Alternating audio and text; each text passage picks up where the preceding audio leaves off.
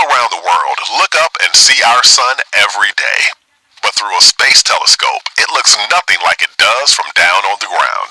The surface dances with arches of solar material that reach up into the solar atmosphere, an environment of charged particles and magnetic fields unlike anything we experience on Earth.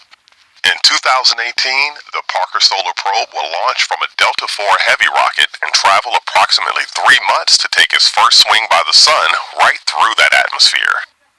Over 7 years, it will get ever closer until ultimately it's within 3.9 million miles or 6.2 million kilometers of the sun's surface. That's so close that the previous record holder, the Helios B spacecraft, was 7 times farther away. An important objective of the Parker Solar Probe is to learn more about the solar wind, an exotic stew of magnetic forces, plasma, and particles.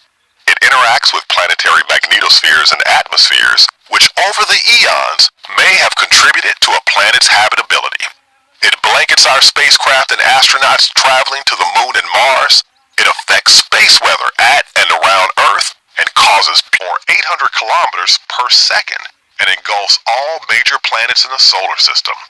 What is the source of the wind? From a distance, it's difficult to tell.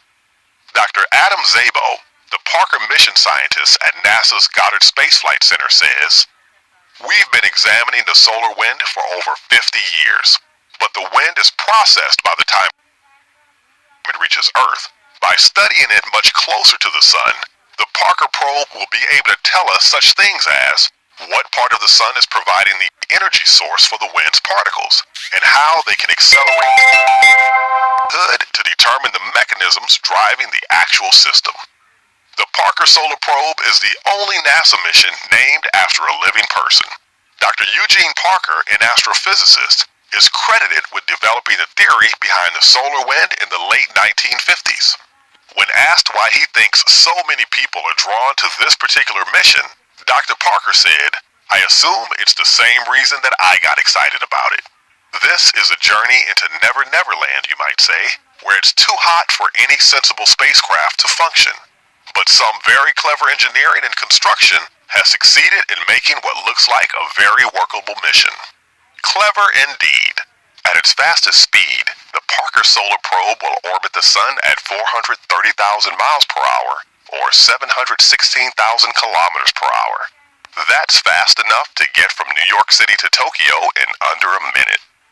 It will absorb temperatures as high as 2,500 degrees Fahrenheit or 1,400 degrees Celsius. And soon, it will begin to transmit the data to help us better comprehend one of the least understood phenomena in our solar system, the solar wind.